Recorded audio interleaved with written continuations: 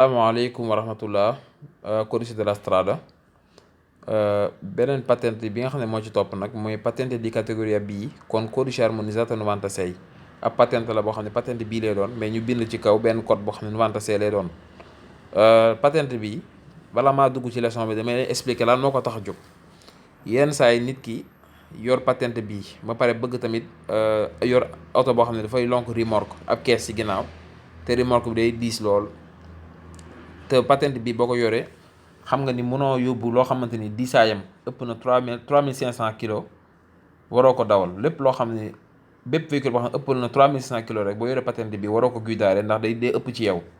léegi nag pour yow nga mën a dawal patente boo xam ne dana ëpp loolu ba 4250 kilogrammes faw nga am patente boo xamante ni bu ko supérieur moom la ñuy wooyee patente bii la boo xam ne dañ la cee yokkal benn code pour wan la ni pour wane ni yow am nga capacité dawal loo xam ne ëpp na 3500 kilos. moo tax mu ne la patente di categoria B con codice armonizzato 96 consente di guidare le autovetture trainanti un rimorchio non leggero. mu ne daf lay permettre nga dawal autovetture bi nga xam ne dafa lonk ab rimorchio boo xam ne non leggero la bu mag. oltre ëpp na dépassé na 750 kg. mu ne purché la massa massima autorizzata del complesso non sia superiore a 4250 kg. na fekk rek massa massima bi maanaam massa man poids laa koy firee fii même bu fekkee ne gën naa compliqué wala nañ ko jàppee poids rek bu fekkee poids bi ëpp 4250 kg mën nga ko dawal. xam nga patente bii moom 3500 la waxoon bii kon codice armonizzato 96 na yokkal na la tuuti mais bu mu dépassé 4250. può essere conseguita sia contestualmente ma anche successivamente al conseguimento della patente di categoria B. mu ne mën nga ko wutaale contextuellement maanaam mën nga ko wutaale ak patente bi mais mën ngaa bàyyi ba amee patente bi ba mu yàgg ba mu yàgg nga dem wuti ko moom tamit ñaari mën naa am.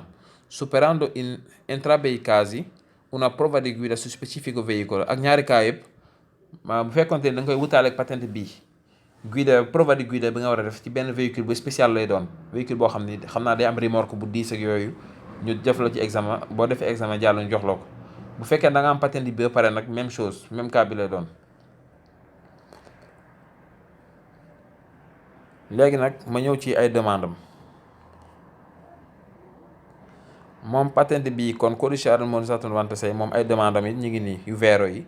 mu ne la patente di categoria B con codice armonizzato 96 consente di guidare le autovetture trainanti un rimorchio non leggero. mu ne daf lay permettre nga dawal autovetture yi nga xamante ne dañoo lonk ab remorque bu mag non leggero bu mag oltre boo xam ne ëppal na 750 kg. purché la massa massima autorizzata del complesso non sia superiore a 4250 kg. na fekk rek massa massima mooy massa man nee naa leen poids laa koy firee fii waaw pour bañ a dugg ci complication poids maximum bi biñ ko autorisé bu mu dépassé 4250 kg. mu ne la patente di categoria B kon codice armonizzato 96 patente bi nga xam ni dafa am codice armonizzato 96 ci kaw può essere conseguita anche successivamente. mën nga ko wut successivamente ginnaaw ba nga amee patente bii nga dem wut ko al conseguimento della patente B waaw superando una prova di guida su specifico veicolo. waaye prova di guida bi doo ko def ci autovetture yi rek mais autovetture boo xam ne bu xaw a spécifique lay doon mën naa nekk autovetture boo xam ne dafa lonk ab remorque ci gannaaw gi yëpp. beneen bi dafa wax ne la patente di categoria B con codice armonizzato 96 può essere conseguita anche contestualmente alla patente di categoria B. mu ne mën nga ko wutaale tamit moom ak patente bi ñoom ñaar nga defandoo leen ko. sostenendo una prova di guida su specifico veicolo même chose boo koy def véhicule bi nga koy defee spécifique lay doon. il codice armonizzato 96 apposto sulla patente di categoria B. mu ne codice armonizzato 96 bi ñu ko defee ci patente bi bu ñu ko ci bindee abilita la guida di veicoli trainanti un rimorchio non leggero oltre 750 kg. da lay permettre nga dawal ab autovéhicule boo xam ne dafa lonk ab remorque boo xam ne poids am bu mu ëpp 750 kg. purché la massa massima autorizzata del complesso non sia superiore a 4250 kg. mu ne na fekk rek poids maximum complexe bu mu ëpp 4250 kg. beneen bi ci toppaat dafa wax ni per guidare un'autovettura pour dawal ab autovettura che traina un rimorchio bi nga xam ne dafa lonk ab remorque non leggero bu mag oltre 750. saa su ne non leggero rek oltre 750 la ciy def mooy ëppoon na 750 kg.